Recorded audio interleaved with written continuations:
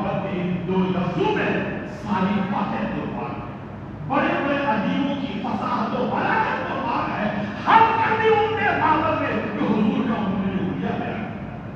وقت نہیں کہ میں تفصیل سے پوری بات کر سکوں. میں اس میں اتنا کہنا چاہتا ہوں مولا ان کے محبت کی جملوں کے صدقے میں ہم سب کو حضور کا دیدار نصیب فرمائے. بہت بڑی بات ہے میرا, بہت بڑی بات ہے جن کو حضور کی دیدار نصیب.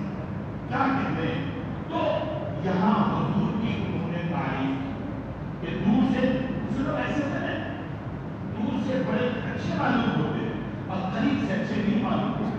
دور کا نور بہت سہانا ہوتا ہے لیکن جب قریب آ جائے تو کاٹ پھٹنے لگتے ہیں. کسی شاعر نے کہا وہ جن کو میں نے برف کی طرح ٹھنڈا سمجھا تھا لیکن جب ہاتھ لگایا تو میرے ہاتھ جل گئے. تو کچھ لوگ دور سے اچھے ہوتے ہیں مگر قریب سے اچھے نہیں ہوتے. ان میں محبت کہتے ہیں یہ دور سے بھی اچھے تھے اور قریب سے بھی اچھے تھے. اللہ یہ ساری بات محبت اپنے شوہر کو سنا دی.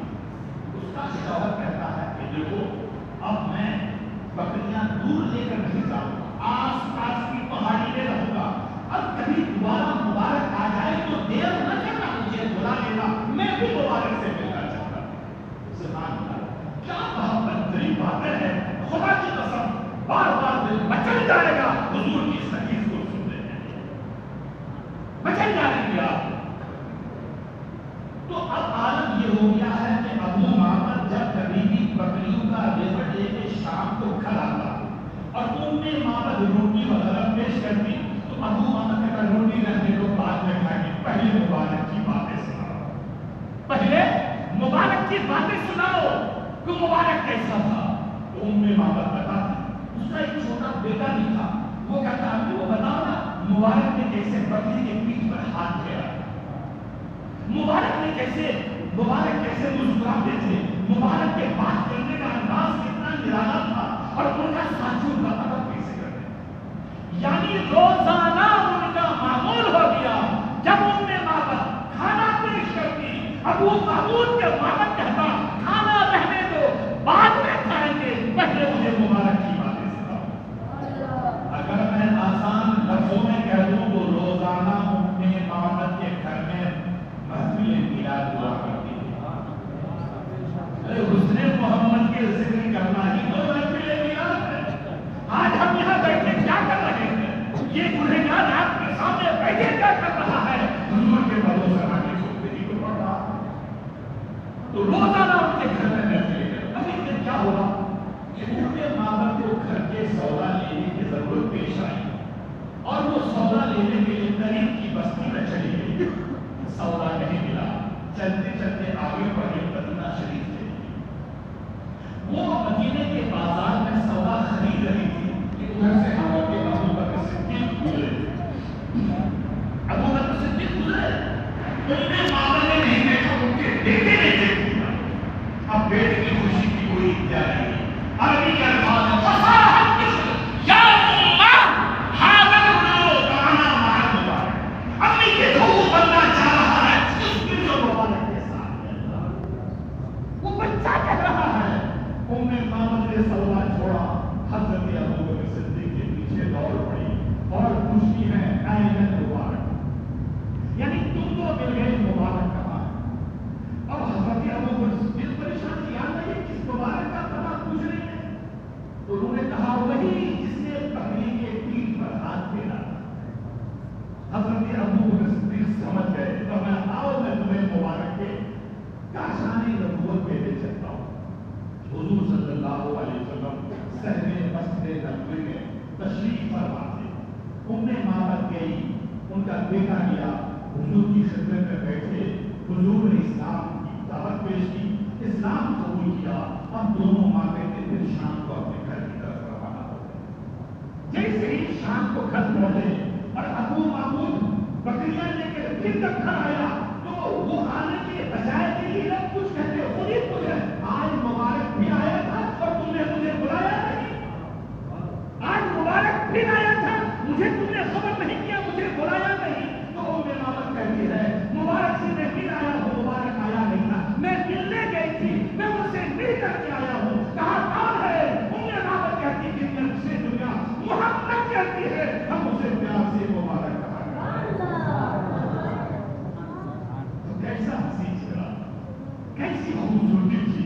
دیکھنے والے کہا کرتے ہیں اللہ اللہ، یاد آتا ہے خدا دیکھ کے صورت دیکھی۔ امام زرقانی حاکم نے صحیح ہے کی شرط پر ایک حدیث نقل فرمائی، بس وہ حدیث بات پڑھ کر کے میں آپ سے رخصت ہو جاؤں گا۔ کہتے ہیں کہ حضور صلی اللہ علیہ وسلم مدنی دور ہے اور حضور صلی اللہ علیہ وسلم ایک دن سیر کرتے کرتے مدینے کے باہر کچھ دور نکل گئے۔ توجہ سے سنیں، ادھر میری طرف ہے، تھوڑی دیر کے لیے، میں زیادہ آپ کا وقت نہیں ہوگا، تھوڑی دیر بیٹھ کر سنیے۔ حضور کا ذکر ہے، انشاءاللہ ہماری ایمان میں تاثیر ہے۔ حضور کا ذکر ہے، کسی دنیا دار کا ذکر میرا نہیں ہے، اس محبوب کا ذکر ہے، خدا بھی اس کا ذکر کر رہا ہے۔ اللہ تو ایک قافلہ پڑا کیے تھا، ان کے وہاں چل رہے، ان میں ایک لال رنگ کا سرخ رنگ کا اونٹ تھا، حضور کو پسند آ گیا، پوچھا نہیں یہ اونٹ کس کا ہے؟ اونٹ والے نے کہا میرا ہے۔ فرمایا تم اسے بیچتے ہو؟ پتہ نہیں اسے بیچنا تھا یا نہیں بیچنا تھا، میرے سرکار نے پوچھا تو کہا ہاں ہم بیچتے۔ کسی شاعر نے یہ کہا ہے ایسے موقع پر میں نے دل بیچا، میں نے جگر بیچا کہ پیارا محمد آ جائے۔ میں دل بیچا، میں جگر بیچا کہ پیارا محمد آ جائے، میں نے اپنا سارا گھر بیچا کہ پیارا محمد آ جائے۔ اسے بیچنا تھا یا نہیں بیچنا تھا، میرے آقا نے کہا بیچتے ہیں، کہے ہاں بیچتے۔ سودا طے ہو گیا، ایک مقام پہ آ کے سودا طے ہو گیا۔ حضور نے فرمایا دیکھو میں تو کوئی تجارت کی غرض سے آیا نہیں تھا، میں سیر کرنے کے نکلا، اس اونٹ پر نظر پڑی، مجھے پسند آیا، اب ایسا کرو کہ یہ اونٹ مجھے دے دو، میں اپنے شہر جا کر اس کی قیمت بھیجتا ہوں۔ کہنے لگے ٹھیک۔ چنانچہ حضور نے اونٹ کی لکیر ڈالی اور شہر مدینہ کی طرف روانہ ہو گئے۔ جب تک حضور نظر آتے رہے، حضور کی روش کو، حضور کی رفتار کو دیکھ کر جب نگاہوں سے اوجھل ہو گئے، سینے پہ ہاتھ رکھے بیٹھ گئے۔ تھوڑی دیر کے بعد لوگوں نے چہرے بولنا شروع کیا، ایک آدمی آیا اور تم نے تیر کی اونٹ اس کے ہاتھ میں دیا، وہ بھی ادار نہ تم نے اس کا پتہ پوچھا، نہ انہوں نے تمہیں بتایا، کیا کم از کم پتہ پوچھے نا۔ آدمی جب کسی کو نقد سودا دیتا ہے تو پتہ نہیں پوچھتا، لیکن اگر کسی کو ادھار سودا دیتا ہے یا تو بندہ اس کو جانتا، یا بیچ میں کوئی ضامن ہو، یا کوئی چیز گروی رکھی ہو۔ کہا ایک شخص آیا، تم سے تین کی اونٹ لے لیا، تم نے پتہ نہیں پوچھا، بیچ میں کوئی ضامن نہیں، کوئی گروی نہیں، ارے کم از کم پتہ تو پوچھ لینا چاہیے تھا۔ ایک شخص بولا یار جب وہ بات کرتا تھا نا، اس کے منہ سے دھول جھڑتی تھی، ان کے منہ سے پھول جھڑتے تھے، زبان کی سرخ کینچی سے ہزاروں پھول نکلتے تھے۔ ایک نے کہا یار میں ان کی آنکھوں کو دیکھا، کیا حسن تھا، کیا آنکھیں تھی، میں تو ان کی آنکھیں ہی دیکھتا رہ گیا۔ تیسرا بولا یار جب وہ مسکراتے تھے، سامنے کی پہاڑوں پر ان کے چہرے کا عکس پڑتا تھا، میں اس منظر کو ہی دیکھتا رہ گیا۔ تیسرا بولا کچھ بھی ہو، اس نے اپنے حسن کا جادو جگا کر تم سے تمہارا قیمتی اونٹ ہتھیار لے کر چلا گیا۔ اتنا جب بولا نا تو اس قافلے کے سردار کی بیوی نے خیمے کا پردہ سرکایا اور بولی انا ضامنۃ لثمن جلالہ۔ قافلے کے سردار کی بیوی کہتی ہے اگر وہ قیمت دینے نہ آیا تو میں ضمانت دیتی ہوں، مجھ سے کچھ قیمت لے لینا، مگر خبردار ان کے بارے میں ایک بات کہنا۔ قافلے کے سردار کی بیوی، یہ لوگ اسے دیکھتے کہ تم اسے جانتی ہے؟ واللہ میں بھی نہیں جانتی، واللہ میں بھی نہیں جانتی، پھر تم ضمانت کس بات کی دے رہی ہو؟ وہ خاتون کہتی ہے جب تم لوگ سودا کر رہے تھے میں نے پردے کی اور سے ان کا چہرہ دیکھا تھا، خدا کی قسم ایسا چہرے والا جھوٹ بول ہی نہیں سکتا، جھوٹ بول ہی نہیں سکتا ہے۔ ایسا کسی چہرہ تھا میرے سرکار۔ ایک دن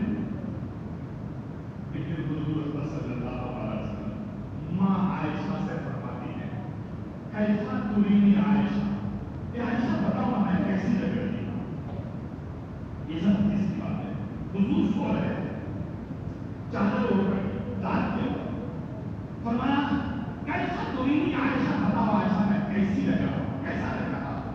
माँ आयशा ने तो जवाब दिया, हद कर दी, कहते हैं या रसूल अल्लाह, चादर की स्याही ने चेहरे की सफेदी को निखार दिया है और चेहरे की सफेदी ने चादर की स्याही को निखार दिया। और कहती है अगर जुलेखा को मलामत करने वाली औरतें मेरे महबूब का पेशानी देख लेती तो चिखाट के बदले में अपने दिल को कटवा देती। ऐसा हंसी चिल्ला मेरे सरकार, मेरे इमाम हुजूर आला हज़रत उसने यूसुफ पे कही, मिस्र में पूछते सना सर कटा के तेरे नाम पे बनाए। बहरहाल उस खातून ने कहा अगर कीमत देने ना आया मुझसे लेना, मैं उसकी जमानत देती हूँ। ये सब बात हो ही रही थी कि इतने में हुजूर के चंद गुलाम वहां आ गए और कहा कौन है जिनसे मेरे आमा ने ऊँट खरीदा? उसने कहा मैं। फरमाया ये हुजूर ने आपकी सियासत को ये देखी और ये जो हुजूर है इनसे आप अपनी कीमत वसूल करें। तो वो सहाबी वो सब काफिले वाले बोलते हैं कीमत बाद में लेके पहले ये बताओ वो प्यारा रहता कहाँ, पहले ये बता कि वो प्यारा रहता कहाँ है। इमाम ज़ुरक़ानी ने किताबों में लिखा है पूरा काफिला उठा और हुजूर की कदमों में जाकर बैठ गया और दौलत ईमान से माला माल कैसा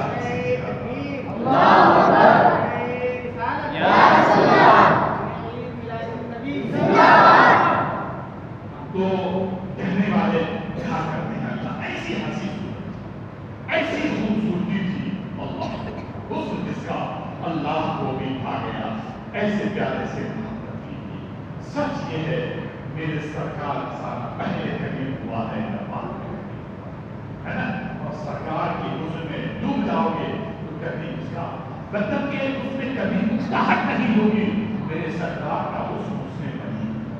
और वक्त नहीं है कि मैं मजीद कुछ बातें करूं, इंशाअल्लाह मैं कभी अल्लाह ने मौका अता फरमाया आपसे आपके सामने आने का कोशिश करूंगा। ये गुलाम ये उस बादशाह का अदना दर्जे का गुलाम आपके सामने सरकार की फज़ाइल बताने में आया। जो कुछ मैंने बयान किया है मौला तबारक व तआला उसे शर्फ़ क़बूलियत से नवाजे और हम गुनहगारों को सरकार